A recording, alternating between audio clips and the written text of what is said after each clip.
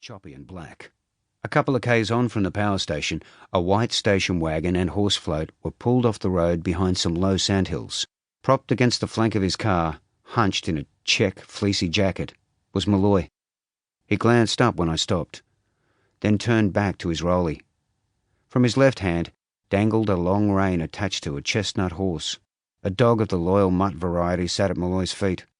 As I tried to climb out of the car, I found myself fighting the wind tooth and nail for the door.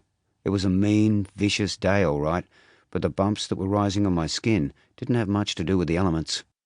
Even the Trojans had more luck with horses than I did. Many of the losing ones I've backed had been trained by Malloy, whom I recognised from TV.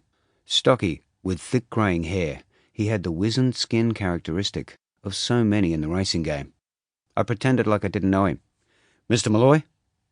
He nodded and flicked away the cigarette. The breeze strangled the fag before it hit sand.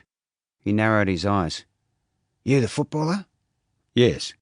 "My nephew plays for South, Steve Parlane." "I know Steve." He nodded again.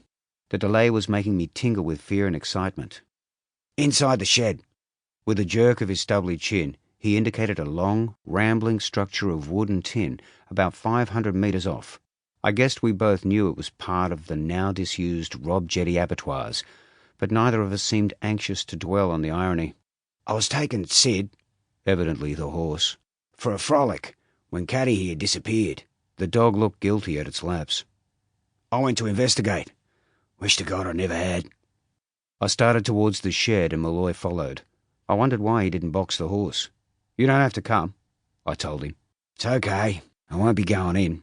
We trudged along the bitumen in silence. The grey was lifting and the US fleet, which had been anchored off gauge roads for the last few days, was now clearly visible. I wondered what life on the high seas might be like, and pushed my doubled body into the fierce breeze. A car passed us, with its lights ablaze, and I wondered what the driver would make of the sight of two men, a horse and dog, shuffling along the road that bleak morning. Since I was wearing the suit, I would probably get made for the trainer. I wondered what it was like to be a horse trainer.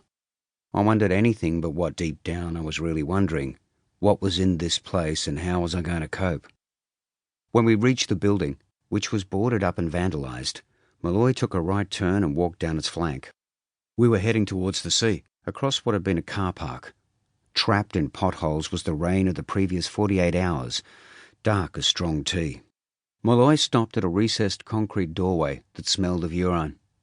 A wire gate, evidently useless for a time, hung crazily from one good hinge. Malloy looked me in the eye. "I hope you've got a strong stomach." I stepped into the gloom. This part of the building had no windows, but up towards the road end, a few shafts of light penetrated. Probably some of the roofing tin had given way. "You want my torch?" Malloy's voice was comforting.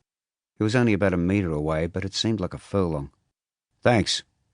I backed a step and saw the small torch offered through the doorway. Whatever he'd seen, Malloy wasn't keen on a repeat. The light helped.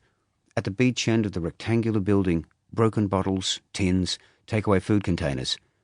I played the beam straight ahead. Graffiti. An upturned 44-gallon drum. Mess. Swivelling the torch to the left, I illuminated a brick wall that jutted about 1.5 meters into the room and blocked what lay immediately behind it. I took a deep breath and went around. Anticlimax. More rubbish. Then 5 meters further on, another jutting semi-wall like the one I'd just rounded. Obviously the building had been sectioned for some reason. I walked and turned. She was prone on the concrete apron. At least her naked torso and legs were. Her head was staring back at me, severed, and fitted back to front like a doll whose head had been twisted 180 degrees. The face was swollen, distorted. The eyes like glass. Blood had congealed on the floor in pools. One arm was tucked under the stomach. The other, also severed, was propped against a corner of the wall. Fighting the urge to chuck, I forced myself to examine the concrete floor. No obvious weapon. A handbag marooned in blood. Shoes. Underwear. It wasn't till I turned to go back that I noticed. High up on the brick protrusion in blood had been written, "You